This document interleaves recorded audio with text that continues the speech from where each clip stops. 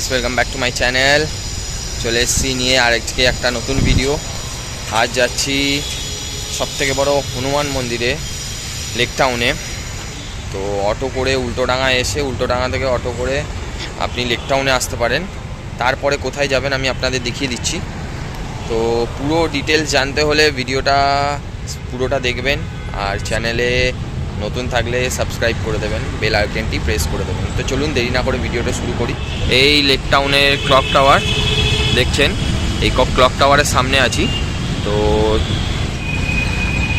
ঠিক এই সাবওয়ের এই পাশে যে রাস্তাটা দেখছেন, এইটা ধরে আপনাকে এগোতে হবে। তো আমরা এখান থেকে টোটো করে নিলাম।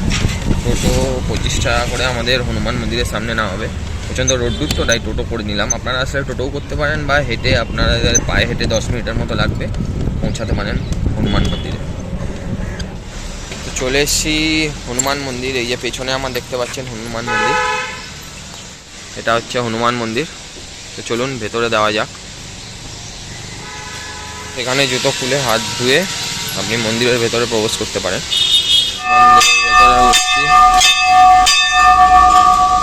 চলুন দেখা যাক ভেতরে কতটা ভিডিও করতে দেয়। সেই হনুমান মন্দির, মন্দিরের ভেতরে ঢুকেই ওপরের দিকে আপনি দেখতে পাবেন হনুমানজির সুন্দর সুন্দর ফটো, এবং মন্দিরে এসি লাগানো আছে। আর মন্দিরে হনুমানজির ডান দিকে ঠিক আপনি দেখতে পাবেন বাল হনুমানজির ফটো।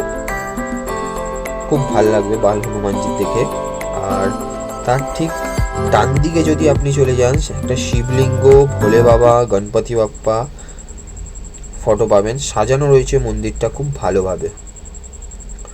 আপনি এসে পুজোও দিতে পারবেন এখানে।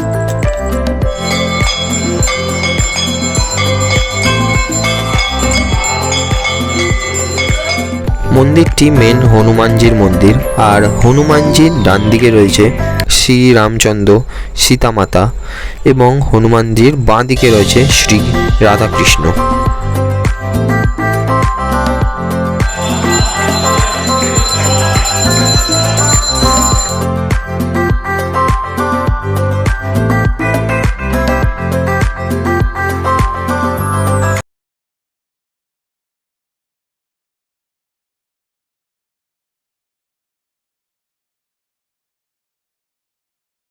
বাল হনুমান মন্দির।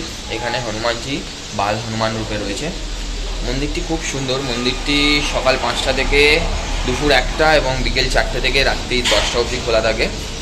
খুব ভালো মন্দিরটি। এখানে সবাই বলে যে এখানে এসে আপনি মন থেকে হনুমানজিকে চাইলে হনুমানজি কখনো আপনাকে কিছু ফেরাবে না।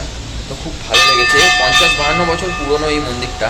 আপনারা আসবেন, এসে এখানে দেখবেন, খুব সুন্দর।